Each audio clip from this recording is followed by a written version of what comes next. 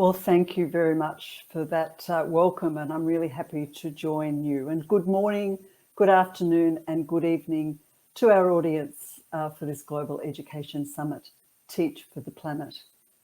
And if you haven't already done so, I would also urge you to see the event website at teachfortheplanet.org, where you will find our program for the day. We're really excited to present activists from every continent who will bring focus to the vital role educators and their unions play in combating climate change. Shortly, we'll also introduce Education International's manifesto on quality climate change education for all.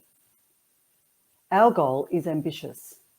Climate change based on science and with a civic action focus should be as fundamental as teaching, reading, and writing. The fight against climate change must have an education face and a teacher's voice in every area of the world. This is the message we will use to drive global mobilisation for quality climate education, leading up to the UN Climate Change Conference in November 2021. There, we will call on world leaders to make strong commitments to reduce carbon emissions and provide climate change education for all, prioritising both social justice and a just transition. We understand the context of this campaign. We are meeting in the time of COVID, a global health crisis the world's educators continue to meet head on. We must have the same resolve with the existential crisis of climate change. In 2015, the world committed to the UN Sustainable Development Goals, including inclusive, equitable, quality education and lifelong learning opportunities for all. Today, every goal is threatened. The head of the UN Environment Programme said recently, loss of biodiversity and ecosystem integrity, together with climate change and pollution, will undermine our efforts on 80% of assessed SDG targets. There is no region of the world spared from climate issues, but I'm speaking to you tonight from the Asia-Pacific region. And in a sense, I am speaking to you from the future.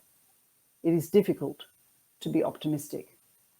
It's early autumn or fall here, too early for storm season.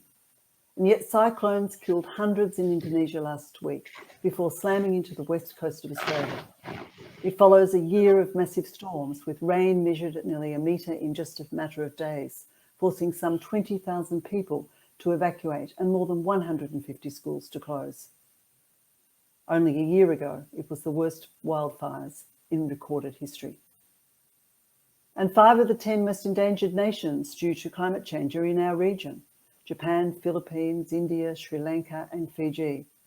It's one reason why the meeting just weeks ago of the Asia-Pacific Climate Change Adaptation Forum was the 7th annual convening.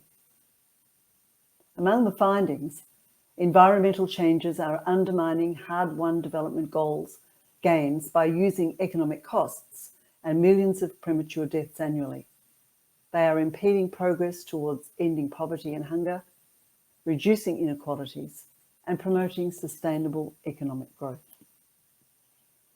We are going to have a lot of discussion today about the intersection of climate education and broader civics and democracy education. We have a moment in history that we must seize upon. That is, a broad understanding of the importance of science and fact and the cost to us all from the lies and hypocrisy of demagogues.